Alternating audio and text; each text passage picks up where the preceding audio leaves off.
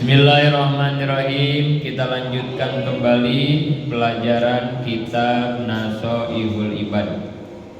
Kemarin kita sudah selesai membahas makalah yang pertama, salah satu hadis qudsi yang menjelaskan beberapa poin. Banyak di hadis qudsi kemarin, alhamdulillah sudah selesai. Siang ini kita akan lanjutkan kepada makalah selanjutnya. Bismillahirrahmanirrahim. Faminhu as-sunaiyati. Bagian kedua dari nasihat-nasihat dalam kitab Nashoih ini adalah maruwiya anin Nabi sallallahu alaihi wasallam. Hadis Kangjeng Nabi.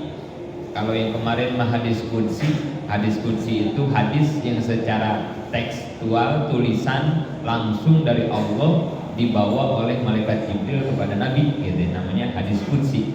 Kalau ini mah hadis Nabi langsung ini mah. Jadi yang bersabdanya Nabi. Apa isi hadisnya kata Nabi? Khoslatani la syai'a abdulu minhuma al-imanu billah wan naf'u lil muslimin. Dalam hadis ini Nabi menjelaskan ada dua perkara yang mana tidak ada lagi yang paling abdolnya, tidak ada lagi yang paling utama-utamanya, tidak ada yang bisa mengungguli dua perkara ini kata Nabi. Ada dua. Mana yang dua? Satu, al-imanu billah, beriman kepada Allah. Yang kedua, wan naf'u lil muslimin, memberi manfaat kepada orang-orang Islam. Jadi kalau boleh kita simpulkan sementara, jadi hidup itu tidak lepas dari dua perkara. Jadi hidup kita ini tidak lepas dari dua hal. Satu disebutnya hablum minallah, yang kedua disebut hablum minannas. Itulah yang menjadi pilar dalam agama Islam, dalam agama kita. Jadi bicara agama pasti nggak lepas dari dua hal, dua urusan.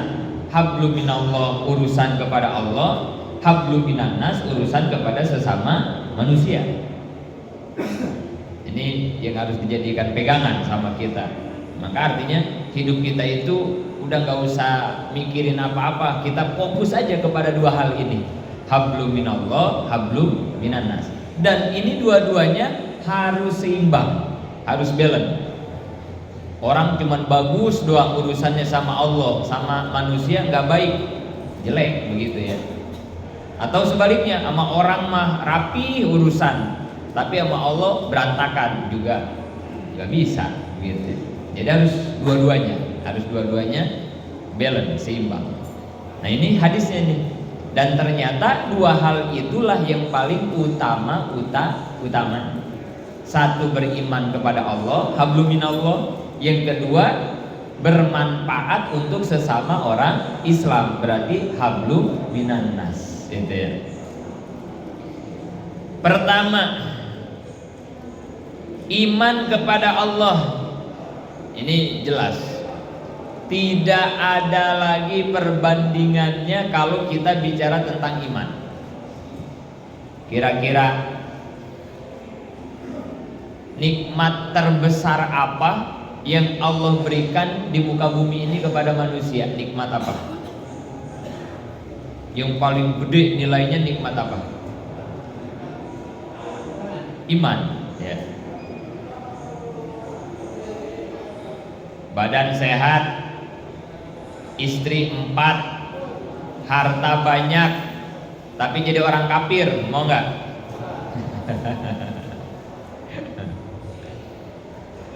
Tapi nggak boleh kenceng-kenceng ya ngomongnya ya. Ini versi pengajian kita maksudnya. Biarin ya Allah, badan sakit-sakitan, bini satu-satunya cerewet banget, banda Ya segitu-gitunya. Beatnya juga mogok mulu, nggak apa-apa. Tapi iman kita dikasih kuat, udah. Mending begitu kita mah ya. Jangan dipilih dua-duanya ya, itu mah sempurna namanya ya. Udah mah sehat, bini 4, banda banyak, iman lagi itu mah sempurna paripurna itu mah ya. Jangan begitu milihnya itu mah ya. Jadi kalau boleh mencek orang Bandung mah di Gundang Banding, jeung Bandeng anu aya di Bandung kan itu ya. Mending dikasih nikmat, sehat, banda, tahta dan lain-lain tapi nggak dikasih iman, atau dikasih iman tapi yang lain nggak dikasih, mending dikasih iman. Karena nggak ada lagi nikmat terbesar yang Allah berikan di muka bumi mah iman. Sehat memurah, nikmat sehat memurah.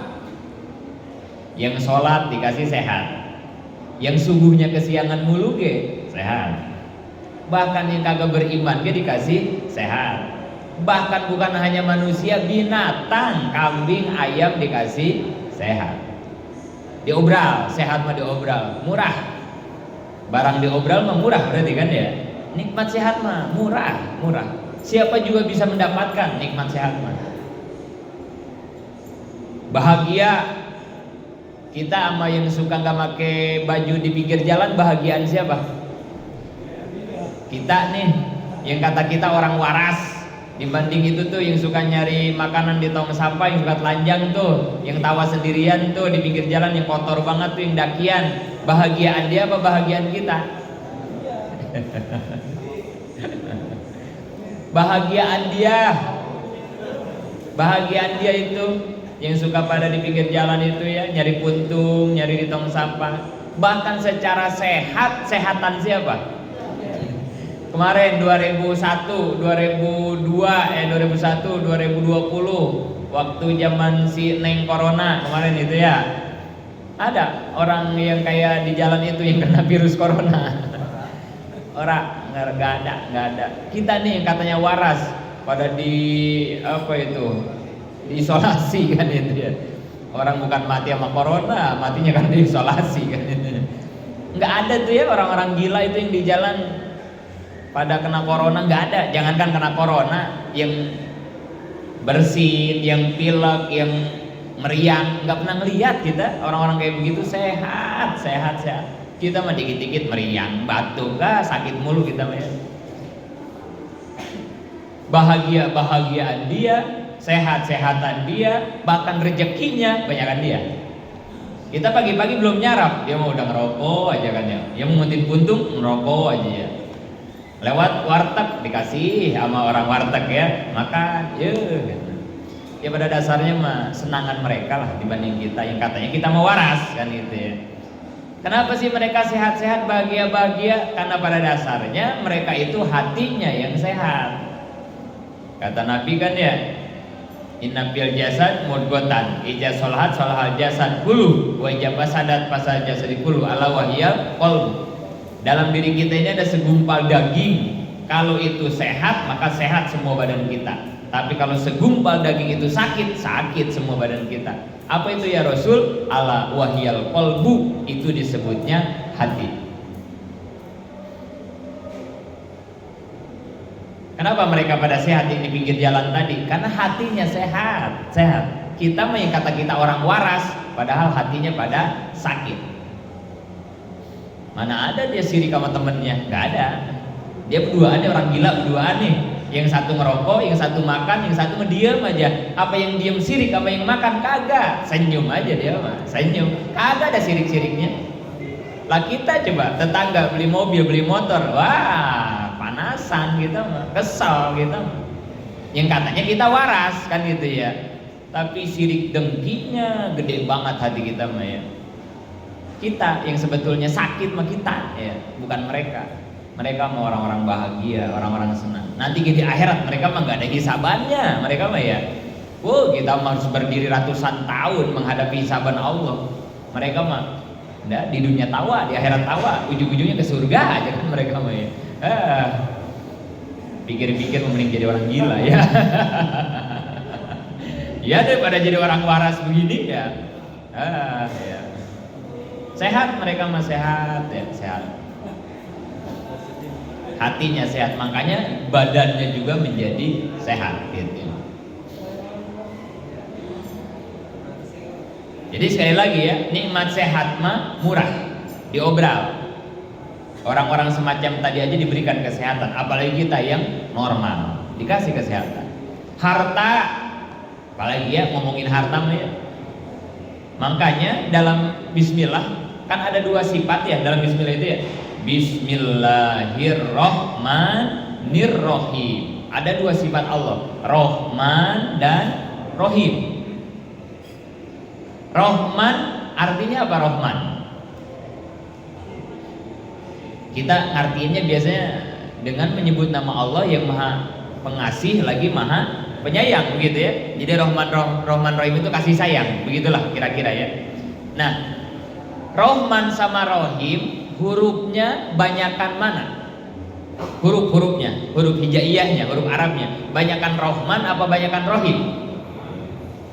Rohman sama Rohim huruf-hurufnya.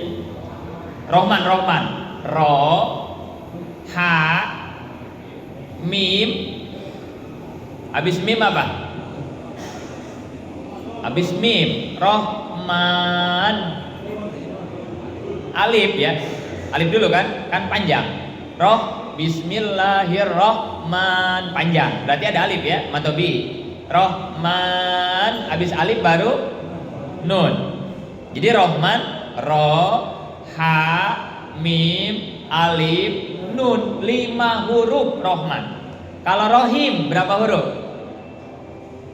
Ro, Ha, Ya, Mim, 4. Banyakan Rohman, banyakan Rohim. Makanya kalau di pesantren ngartiin Rohman itu Allah anu maparina nikmat ageng kahartos henteu. Aya orang Tasik orang Bekasi kabeh apa ieu. Rohman itu artinya Allah yang memberikan nikmat besar gitu ya, yang memberikan nikmat besar di dunia. Kenapa disebut nikmat besar? Karena tadi hurufnya banyakan. Yang dimaksud nikmat besar itu besar apanya? Besar yang diberinya. Maksudnya apa besar yang diberi? Di dunia mah yang dikasih nikmatnya bukan hanya orang beriman saja. Yang tidak beriman pun dikasih nikmat. Kayak tadi sehat, bukan yang ahli ibadah aja dikasih sehat, yang subuhnya kesiangannya dikasih sehat. Makan rezeki dikasih sama. Makanya disebutnya nikmatnya besar. Besar di situ besar yang nerimanya. Ada dua kelompok, mukmin dan orang kafir dikasih. Tapi kalau rohim artinya Allah yang memberikan nikmat kecil. Rohim kecil. Kecil apanya? Bukan kecil nikmatnya, yang dikasihnya sedikit dan dikasihnya di akhirat. Rohim ya. Jadi kalau Rohman menikmat di dunia untuk mukmin dan orang kafir, tapi kalau Rohim nikmat yang akan Allah berikan di akhirat, bukan di dunia. Dan yang dikasihnya sedikit, kecil. Siapa? Hanya orang mukmin saja. Orang kafir nanti di akhirat gak dikasih nikmat sama Allah. Nah, makanya disebutnya Rohim gitu ya. Nah, nikmat yang terbesar adalah yang diberikan di alam dunia mah disebutnya nikmat iman. Sedangkan nikmat yang lain mah nikmat kecil, nikmat murah. Apa buktinya murah? Diobral, siapa aja dapat. Tapi kalau nikmat iman enggak. Nabi punya paman Abdul Muthalib. Abdul Muthalib apa Abu Thalib ya? Ini ketukar mulu nih antara paman sama kakek. Abu Thalib siapa? Paman. Kalau kakek Muthalib ya. Punya paman Abu Thalib. Abu Thalib ini adalah orang yang paling mencintai Nabi setelah istrinya, setelah kakeknya, kemudian istrinya, kakeknya meninggal kan ya, terus istrinya meninggal kanjeng Nabi, maka yang ngurus nanggung jawab, yang menyayangi, yang membela dakwah dan perjuangan Nabi adalah pamannya. Tapi sayang, segitu belanya, segitu kasih sayangnya sama Nabi, bahkan badannya, nyawanya selalu disimpan di garda terdepan membela perjuangan Nabi. Sayang, pamannya tidak mau masuk Islam. Ya, pamannya ya nggak mau masuk Islam. Sebetulnya bukan nggak mau, cuman kan ya namanya di Mekah waktu itu kan ya banyak toko, banyak kegeden, banyak lain-lain. Jadi iyalah ada pertimbangan lain mungkin, ada gengsi kali begitu. Jadi nggak beriman. Bayangin kita punya paman, punya mamang yang ngebela kita, yang nolongin kita, yang menyayangi kita habis-habisan, tapi akidah dan keyakinan beda sama kita. Kebayangkan ya, sedihnya kayak apa? Ya Allah, punya paman kayak punya adik beda keyakinan, kan sedih banget. Nabi juga sama. Makanya Nabi nggak henti-hentinya ngedoa ke Allah supaya pamannya dikasih hidayah iman. Wah, ngedoa habis-habisan Nabi dah ke Allah supaya pamannya dikasih hidayah iman. Apa jawaban Allah di dalam Al-Quran? Innaka la tahdi man ahbabta walakinnallaha yahdi mayyasha. Muhammad, kamu tidak bisa ngasih hidayah sama orang yang kamu cintai, karena hidayah mutlak milik aku, kata Allah, hanya akan aku berikan kepada orang-orang yang aku kehendaki. Inilah mahal-mahalnya nikmat iman. Kalau kata kita kan ya, Kangjeng Nabi kan manusia termulia sealam raya. Bahkan alam semesta tidak akan diciptakan kalau bukan karena Kangjeng Nabi. Laulaka lamma khalaqtul aflak. Kalau bukan karenamu Muhammad, kata Allah, kalau bukan karenamu Muhammad, aku nggak bakal nyiptakan alam semesta. Berarti wah, udah nggak kebayang ya mulianya Kangjeng Nabi ya. Doanya udah nggak bisa diomongin dah. Doa Nabi mah sajiduh metu saucap nyata, mencek orang Tasik mah wah Nabi mah udah. Tapi ketika ngedoa ke Allah supaya pamannya dikasih hidayah iman, nggak bisa. Kalau kata kita Muhammad, jangan abong-abong kamu menjadi orang termulia, jangan abong-abong doamu paling mustajab, lalu ketika kamu minta pamanmu diberi hidayah iman, sekonyong-konyong aku berikan, kata Allah. Enggak, masalah iman mah nggak bisa Muhammad, enggak gitu. Saking apanya ini? Saking mahalnya hidayah iman. Nabi minta apa aja dikasih sama Allah. Apa yang nggak dikasih? Setiap Nabi ngedoa dikasih semua sama Allah. Saking mustajabnya Kangjeng Nabi. Apalagi minta dunia, Nabi mah ya. Kunci dunia sama Allah digantungin di leher Kangjeng Nabi. Kunci dunia, dalam hadis dikatakan ya, dikalungin di leher Kangjeng Nabi. Artinya Nabi kalau pengen dunia seisinya udah tinggal ngomong. Nabi gampang banget kalau jangan pengen dunia mah. Tapi pada kenyataannya rumah Nabi itu segitu ya, yang di Masjid Nabawi itu ya, yang sekarang jadi makam Nabi itu ya. Kalau sholat malam, Nabi sholat malam kalau mau sujud itu kaki Siti Aisyah ditekuk dulu itu. Berarti kan saking apanya kan begitu ya. Terus atasnya bukan genteng kayak kita yang mahal-mahal, pelapah daun korma atasnya teh, atas rumah Kangjeng Nabi mah. Bawahnya juga bukan spring bed yang empuk Nabi mah ya, sama pelapah daun korma. Kata sahabat, aku sering melihat guratan-guratan di pipi Nabi bekas tidurnya. Berarti kan alasnya keras ya, alasnya sampai di sini ada bekasnya ya. Dengan seperti itu Nabi hidup, padahal kalau pengen kaya kunci dunia udah digantungin di leher Kangjeng, tinggal ngomong Nabi. Tapi Nabi tidak memilih itu. Nabi lebih memilih hidup sederhana. Gak ada doa yang tidak diijabah kalau Nabi udah minta. Apa aja dikasih sama Allah. Tapi kalau urusan iman, enggak Muhammad, enggak. Sampai meninggal paman Kangjeng Nabi tidak masuk Islam. Saking mahalnya hidayah Islam dan iman. Mahal iman. Hanya yang Allah berikan itu orang-orang yang Allah kehendaki saja. Kan'an, bapaknya Nabi, Kan'an. Siapa bapaknya Kan'an? Nabi Nuh. Begitu banjir udah besar, Nabi Nuh dengan orang yang beriman sudah ada di kapal semua, Kan'an belum masuk kapal.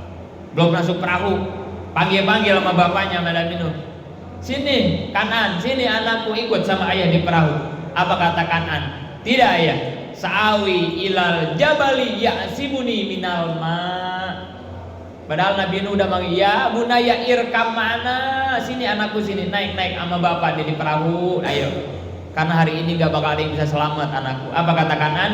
Sa'awi ilal jabali ya'simuni minal ma. Enggak ayah, saya mau naik gunung yang paling tinggi supaya bisa selamat dari banjir besar ini. Padahal gak ada yang bisa selamat.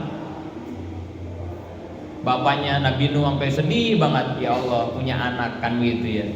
Jadi beda kendaraan. Terus dipanggil-panggil, apa kata Allah? Nuh, biarin si Kanan, laisa min ahlik. Dia bukan keluargamu, dia bukan ahlimu, kata Allah begitu di Quran. Secara darah daging, secara biologis dia adalah anakmu, tapi secara keyakinan dia bukan ahlimu. Udah biarin, biar dia mati tenggelam dengan orang-orang kafir. Itu Nabi Nuh yang ngedoanya ke Allah. Tapi urusan iman mantar dulu kata Allah. Enggak murah iman Nuh, enggak abong-abong kamu Nabi, anakmu juga harus beriman. Enggak. Hanya jangan ngaget ya kalau ada anak kiai, ada anak ustad bader gitu ya. Kadang di masyarakat lumayan itu rada pedes itu tuh ya. Mulut-mulut para netizen rahimakumullah deh kan ya. Masa anak ustad begitu gitu kan ya. Masa anak kiai begitu? Ye, jangankan ustad kiai, no, si Kanan bapaknya Nabi kan itu. Mati kafir kan itu. Apalagi gimana anak saya ustadnya juga cuma ustad bau doang kan gitu ya. Bau ustad doang. Anak Nabi aja begitu ya. Artinya apa? Urusan hidayah mah nggak bisa. Hidayah mah mutlak milik Allah. Innaka latahdi man ahbabta walakinallaha yahdi man yasha. Itulah mahalnya iman. Saking mahalnya iman, sampai Allah di Quran ngewanti-wanti. Apa kata Allah? Wala tamutunna illa wa antum muslimun. Kata Allah, jangan sampai kamu mati kecuali dalam keadaan Islam, dalam keadaan iman. Sampai diwanti-wanti ya masalah iman Islam. Kalau yang lain ada nggak Allah wanti-wanti begitu? Kagak. Kamu jangan sampai mati ya sebelum jadi kalapas. Enggak. Mau jadi kalapas, mau jadi mati-mati aja bebas, mau jadi hansip, mau jadi satpam, politik, silahkan, gak ada urusan itu mah kata Allah. Jangan mati dulu ya sebelum jadi wali kota Bekasi. Enggak. Mau jadi wali kota, mati-mati aja kata Allah, gak ada urusan. Jangan mati ya sebelum kaya, enggak. Mau miskin, mati-mati aja, gak ada urusan. Gak ada urusan untuk hal-hal yang itu, tapi urusan iman Allah sampai mewanti-wanti. Awas kata Allah, wala tamutunna illa wa antum muslimun. Jangan sampai kamu mati kecuali kamu mati dalam keadaan iman dan Islam. Ini saking mahalnya iman dan Islam. Makanya di sini katakan khoslatani la syai'a abdulu minhuma al imanu billah wan naf'u lil muslimin. Luar biasa. Termasuk Nabi Yakub. Ketika Nabi Yakub akan meninggal, ketika sakaratul maut, id hadara Yaqubal maut id qala ya bunayya. Ketika Nabi Yakub akan meninggal dalam keadaan sakaratul maut, anak-anaknya semua dikumpulin. Setelah dikumpulin ditanya sama Nabi Yakub. Nabi Yakub itu yang disebutnya Israel. Anak Nabi Yakub itu disebutnya Bani Israel. Bani Israel. Jadi Nabi Yakub itu dulunya tuh punya sebutan, punya kalau kata orang Tasik landihan, boga landihan, yaitu sebutannya Israel. Jadi keturunannya disebut Bani Israel. Tapi bukan Israel yang sekarang di itu Palestina itu bukan gitu ya. Ya walaupun ada juga ya keturunan Bani Israel yang sekarang ada di Israel. Karena kan nanti ya Nabi Yakub itu punya anak, salah satunya nanti ada Nabi Yusuf ya. Nabi Yakub itu punya anak Nabi Yusuf. Nah salah satunya kan ada anaknya itu yang namanya Yahuda. Ada Yahuda kan namanya itu ya. Nah Yahuda itulah yang hari ini menjadi orang-orang Yahudi gitu ya, orang Yahudi. Nah ya yang di Israel kan Yahudi tuh disebutnya sebagian. Nah itu mungkin ada juga Bani Israel. Tapi yang dimaksud di dalam Quran Bani Israel itu adalah keturunan Nabi Yakub gitu. Ketika Nabi Yakub sekarat, anak-anaknya dipanggilin. Udah ngumpul, ditanya sama Nabi Yakub. Apa pertanyaan Nabi Yakub? Maza ta'buduna mimba di anak-anakku, kalau nanti ayah meninggal, kamu mau nyembah siapa? Bayangin ya, orang tua dalam sekarat masih ada satu yang ngegantung, yang ngeganjel di pikiran dan di hatinya, urusan itu tuh Nabi Yakub. Orang tua kita kalau mau meninggal begitu nggak? Anaknya dikumpulin, di pinggir jalan jangan dijual, sawah yang di Kerawang jangan dijual. Ya ada ngumpulin begitu ya, orang tua kita kayak gitu ya. Kata anaknya, kok semua kagak boleh dijual sih, Mbak? Emang apa? Punya orang semua katanya. Terus ngapain ngumpulin saya, kira mau bagi warisannya. Kita gak suka begitu orang tua, ketika mau meninggal dia bikin pesan-pesan. Tapi nggak ada tuh yang nanya kayak Nabi Yakub ya. Maza ta'buduna min ba'di, anakku kalau ayah meninggal nanti kamu mau nyembah siapa? Mau ibadah kepada siapa? Nggak ada. Hari ini anak-anak kita masih mau sholat. Hari ini anak-anak gadis kita masih mau nutup aurat. Hari ini anak-anak kita masih mau ngaji, mungkin karena ada kita bapaknya, mungkin karena ada istri kita ibunya, mungkin. Tapi ketika kita nanti sudah meninggal, istri kita meninggal, bisakah kita menjamin anak-anak kita masih mau pada sholat, masih pada mau nutup aurat, masih pada bisa nggak kita ngejamin itu? Gak ada yang bisa ngejamin. Artinya apa? Ini yang harus dijadikan catatan dan PR terbesar untuk para orang tua. Karena tugas orang tua yang terberat adalah ku anfusakum wa ahlikum naro. Jaga dirimu dan keluargamu, istri dan anak, berarti dan keturunan, naro dari siksa api neraka. Itu terberat-beratnya tugas para orang tua, terutama bapak ya, terutama ayah. Masalah ngempanin mah gampang ya. Ayam ge jago ngempanin anaknya ya. Sapi ge pinter, embe ge hebat ngempanin anaknya pada hidup, anaknya dilempaninnya. Binatang yang akalnya nggak kayak kita gak bisa masalah ngempanin, apalagi kita tuh ya manusia dengan akal yang sempurna. Masalah rezeki makan mau udah jangan pikirin, itu bahkan udah jadi jaminan Allah ya. Kemarin wa ma min dabatin fil ardi illa 'alallahi rizquha. Bahkan Imam Syafi'i dengan gurunya Imam Malik sampai debat masalah urusan rezeki. Kata Imam Syafi'i mah harus diusahakan, kalau kata gurunya mah nggak usah. Allah bisa ngedatangin rezeki tanpa kita usahakan. Sampai begitu tuh masalah rezeki, saking udah dijamin. Tapi kalau urusan ini nih, urusan akidah, urusan tauhid, ini mah mutlak menjadi tanggung jawab orang tua. Kenapa demikian? Karena sebetulnya amanah yang paling pertama yang diberikan kepada kita itu adalah amanah tauhid. Dulu ya, ketika alam pertama yang kita diami, kan kita teh hidup teh melewati menjalani beberapa alam ya, kita nih manusia ya. Alam yang pertama disebut alam apa coba? Alam ruh, makomnya makom jami ya, alam ruh. Nanti dari alam ruh kita turun ke alam apa? Yang kedua. Pertama alam ruh, alam ruh ya, makom jami. Terus dari situ kita turun pindah ke alam apa? Rahim, kandungan ibu ya. Nih, kandungan ibu nih. Alam rahim. Dari alam rahim, alam ketiga pindah ke mana? Dunia lahir. Nah, ini sekarang nih kita ada di alam ketiga nih, alam dunia namanya nih. Nih di sini nanti kita pindah lagi nih ke alam keempat apa? Dari sini kita pindah ke alam apa ntar? Alam kubur.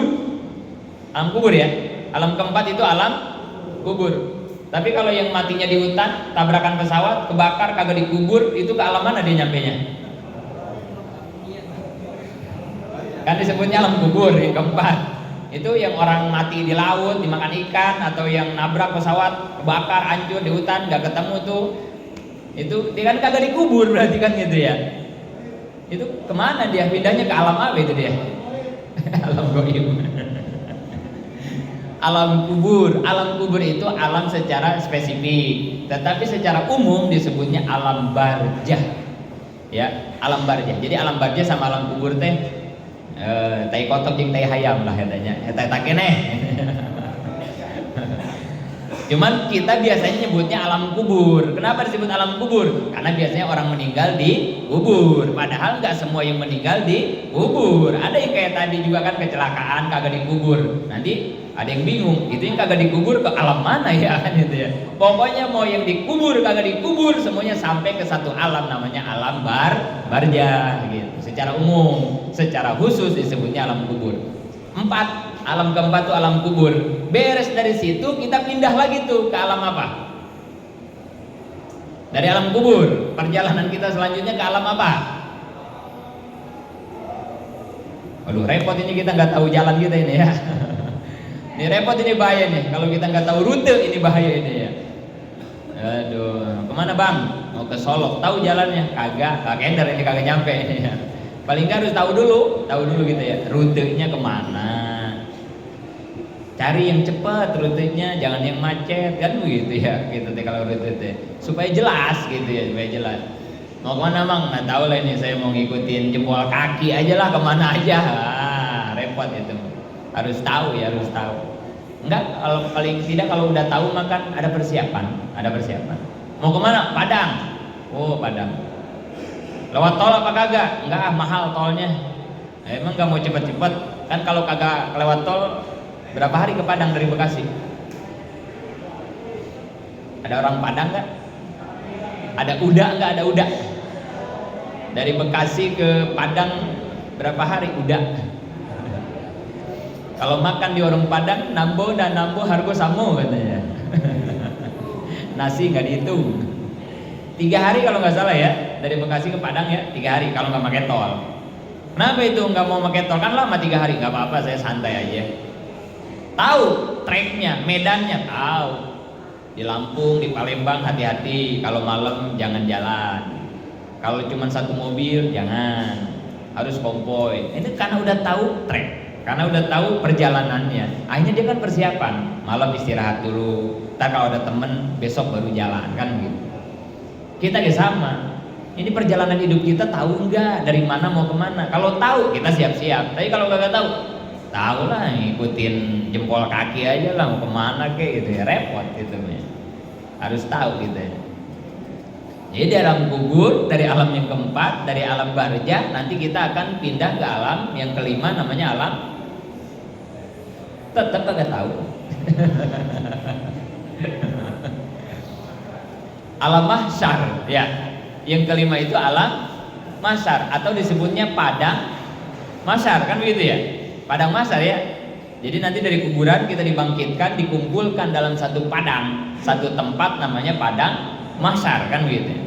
Makanya mumpung masih ada di dunia harus belajar bahasa Padang gitu ya. Karena nanti kita bakal kumpul di Padang ya. Belajar dari sekarang bahasa Padang sama udah belajar bahasa Padang. Karena nanti kita semua bakal dikumpulin di Padang. Padang mahsyar ya. Itu alam kelima, padang mahsyar. Alam mahsyar itu alam kelima. Ada terakhir satu lagi, alam yang keenam. Alam apa yang terakhir? Akhirat. Akhirat itu bahasa Arab. Hamzah ho ro ta. Akhir. Alam terakhir. Akhirat itu alam terakhir. Alam terakhir, alam akhirat itu apa? Yang disebut alam akhirat, alam terakhir itu apa? Waduh, nggak tahu ini ya. Jadi mau kemana ini kita berarti ini ya? Cadong, datanglah Cadong. Ini udah nggak konsentrasi ngaji Cadong. Ini lapar kayaknya Cadong ini. Ditanya akhirat nggak tahu ini Cadong. Apa itu alam akhirat itu ya? Alam terakhir kita itu.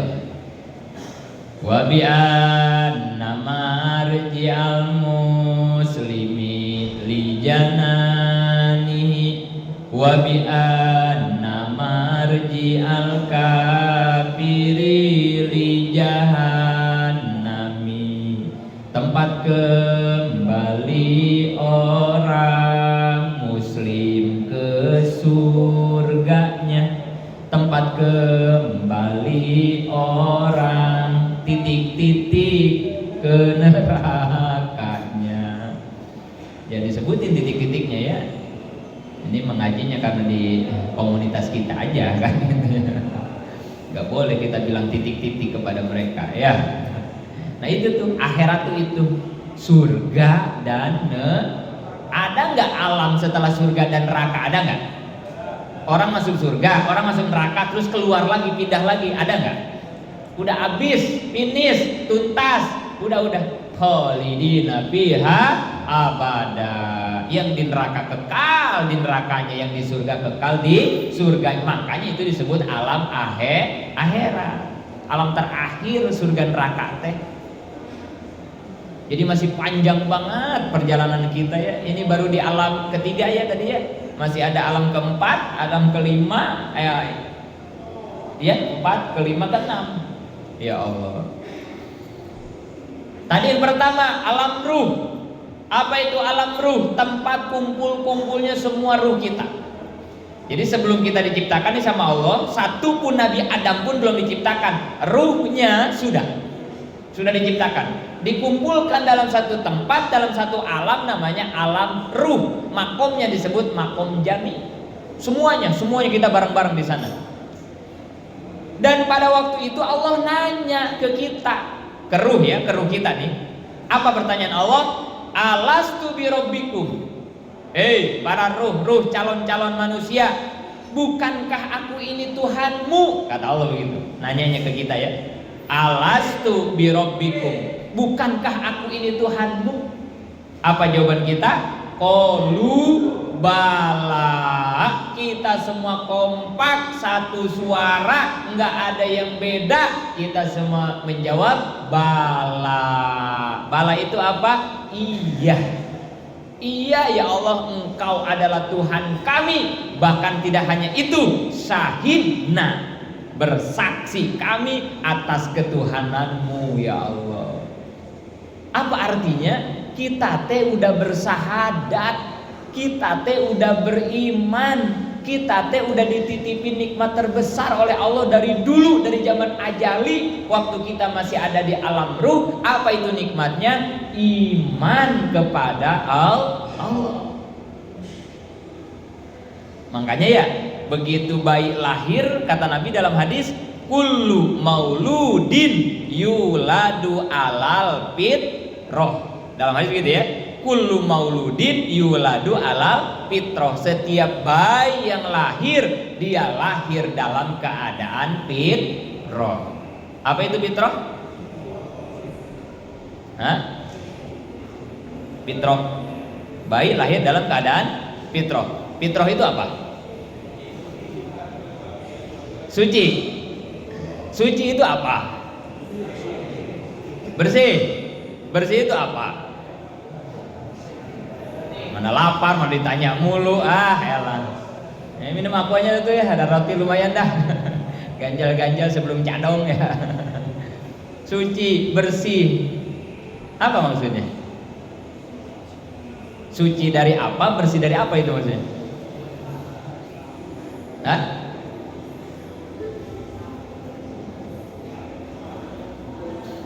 Udah keburu puyeng ini, udah ngaso dulu ya. PR itu ya. Apa itu fitrah itu ya? Fitrah suci, bersih gitu ya. Insyaallah panjang umur, sehat, ketemu Kamis depan kita lanjutkan. Mudah-mudahan manfaat. Amin ya Allah.